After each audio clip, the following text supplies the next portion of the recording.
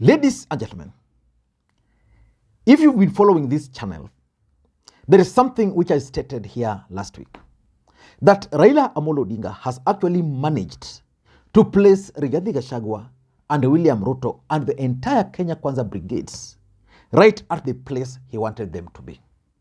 Right now in this country, all Kenya Kwanza leaders are talking about one man, Raila Odinga. And that's exactly what Raila Odinga wanted to achieve. If you followed Kenya Kwanza rally, of course it was a church service, but it was a political rally in a church, the word Raila Odinga was mentioned more than any other thing.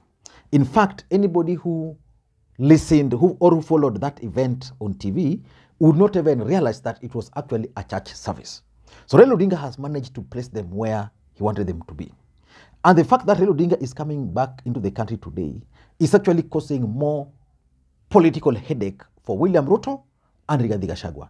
And earlier today, Rigathi Gachagua and William Ruto convened an urgent meeting with Jubilee former and current Jubilee members of parliament, whom they were calling Conmen, at State House in Nairobi.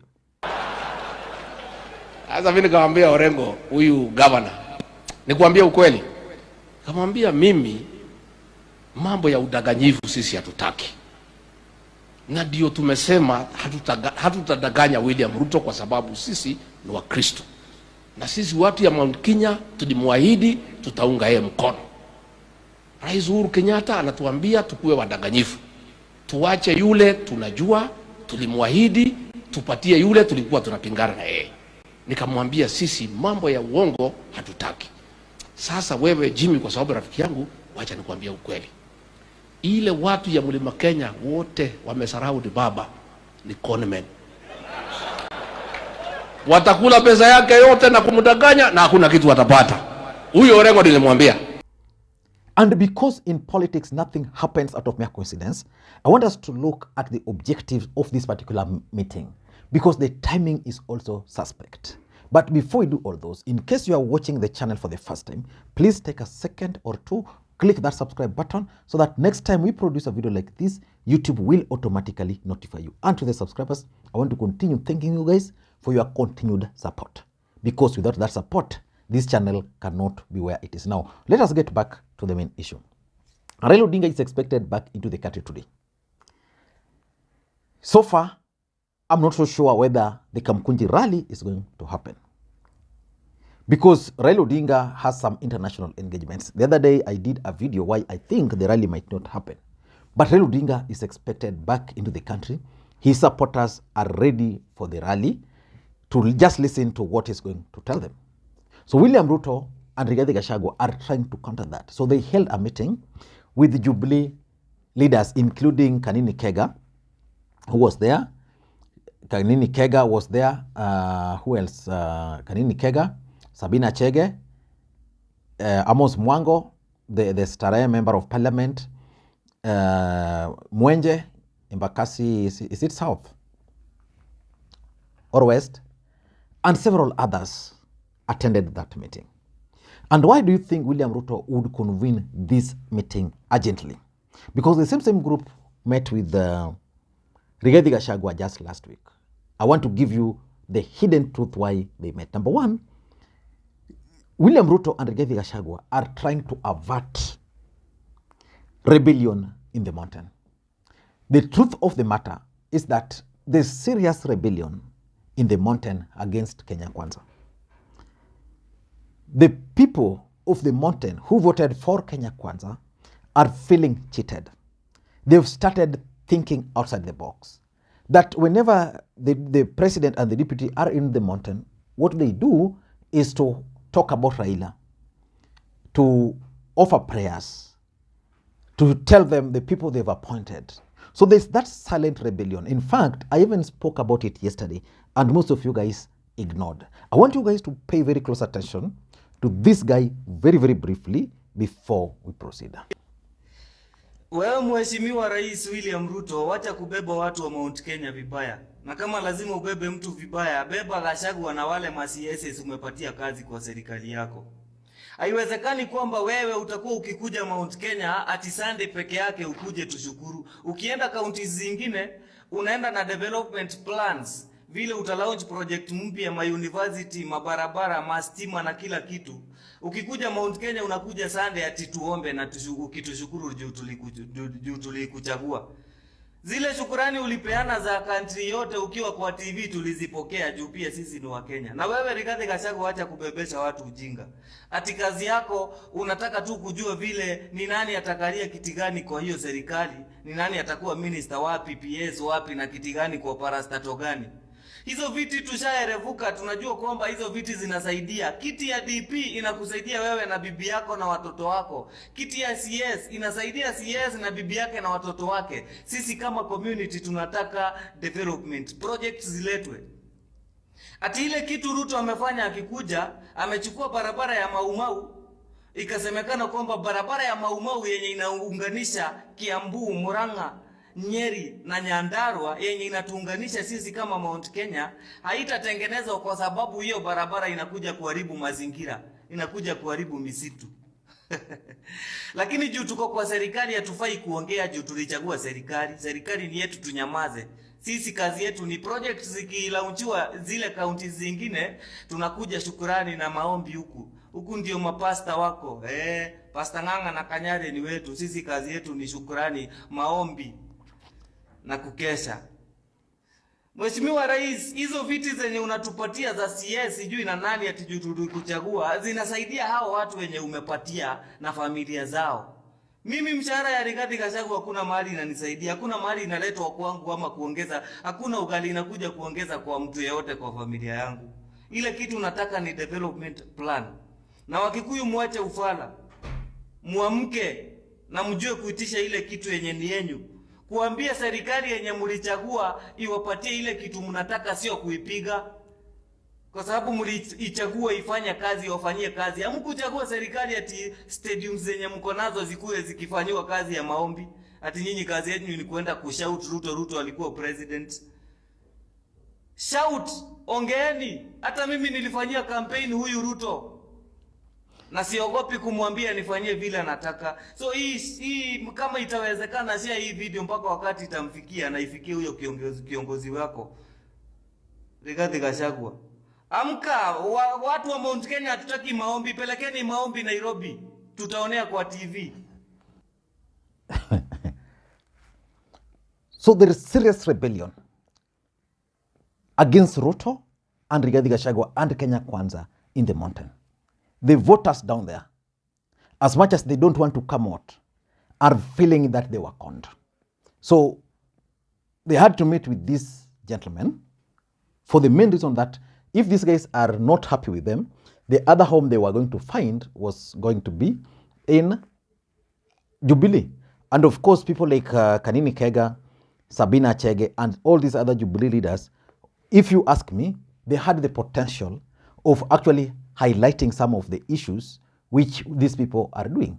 Remember, those who are elected on UDA ticket from the mountain will not speak, because speaking would amount to justifying what Uhuru Kenyatta told them. So the only people who could tell the people down there what's really happening are these guys. So he's reaching out to them so that they can avert the rebellion. Number two, Ruto and Rigathi are also keen on Nairobi politics, because Nairobi is actually the epicenter of Kenyan politics. And based on the last election, it is clear that Azimio managed to win in Nairobi. They control members of parliament, they control county assembly, they have the senator, they have the women rep. The only person, the only seat which UDA is controlling is that of Sakaja. And Sakaja is also very strategic in his approach to politics. So how can they manage Nairobi politics? Hide behind meeting Jubilee leaders, while in real sense, you target the Jubilee elected leaders in Nairobi. That is the Starehe member of parliament, because Starehe is key for this event. You target Mwenje's son and all those other Jubilee leaders who are elected in Nairobi on all those Jubilee leaders who are elected in Nairobi under Azimio. So basically, by doing that, he's going to deny Raila Odinga the opportunity to be accompanied by some of those leaders. For example, politics, I've always told you guys, is a perceptual game. If these Jubilee leaders were to accompany Raila Odinga today, it was going to be a very strong statement. If they miss, then again, there is that perceptual value which is now which will then now go down. So that is their game plan, to really manage Nairobi politics by denying Raila Odinga the support from these Jubilee leaders, despite the fact that they are calling them Conmen. The third objective of this meeting is basically to isolate Uhuru. You know, if you listened very closely to Rigathi Gachagua yesterday, very closely if you listen to him, and again, if you listen to William Ruto, these guys, there's something they believe Uhuru Kenyatta is doing. Rigathi was very clear that wewe ndio umemtuma kuja peke yako, you know. So I tend to think that what they are trying to do is that they are trying to isolate Uhuru Kenyatta from Jubilee. By removing these members of parliament, Uhuru Kenyatta had a very strong support from some of these former members of parliament and the current one. Someone like Sabina Chege really stood with Uhuru Kenyatta. Someone like Kanini Kega stood very strongly with Uhuru Kenyatta. Someone like Wambogo stood very strongly with Uhuru Kenyatta. So if you now go and pick them from Uhuru Kenyatta, then what does that tells you? Uhuru Kenyatta is going to remain with someone like Jeremiah Kioni. And of course, the history of Jeremiah Kioni in the mountain is known. They consider him as someone who will just make noise there without much. So I tend to think that they believe there's something Uhuru Kenyatta is planning, and that's why they are isolating him. Number 4, William Ruto and Kenya Kwanza are always keen on portraying Azimio as a low affair. As a matter of fact, the only thing which ashamed them was the fact that despite the branding, Azimio got votes nationally more than you would even talk of Kenya Kwanza.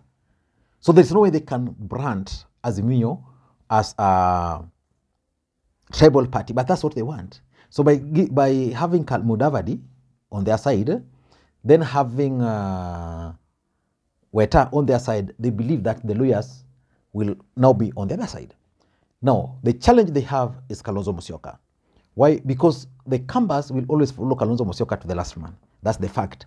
Even right now, even in the last election, Kambas still stood with Kalonzo Musyoka, despite the fact that Kalonzo Musyoka was not even sure whether to support Raila, whether to go alone, and even despite all those, they invested heavily. Musyoka still managed to win. So their challenge is Musyoka. So the other challenge was now the few Kikuyus who remained with Raila. Because Raila Odinga is saying, according to the whistleblower, that Raila got more votes. According to the whistleblower, Raila actually got votes in the mountain, but some of those votes were stolen. Which people do you think can make those claims? So if you identify the Kikuyus and you remove them, then Raila and the team will still go and claim that, okay, our votes were stolen in Nairobi here, these particular constituencies, this is how rigging happened. Some of these MPs can come and say, okay, that did not happen. The figures which were announced by IBC were the true figures. And lastly, I also tend to think that Rigathi Gachagua is also very smart, and he's already playing the 2032 game plan with Ruto. You know, he's trying to consolidate the mountain. Right now, Ruto needs the mountain more than the mountain needs him. And Rigathi has identified that. And for Rigathi to stamp his authority, he simply needs to have the entire Jubilee, the entire UDA, basically he needs the entire Mount Kenya behind him. So by bringing these people, he's getting certain value, politically speaking. I don't know what you think. That's my take. Let us wait for Baba to come, and hopefully we'll be able to get more information. Just stay tuned. We are going to do proper analysis about his return, what he's going to tell people, the expectation, the aftermath, and the rest. Thank you, and may you have a good day. Bye-bye.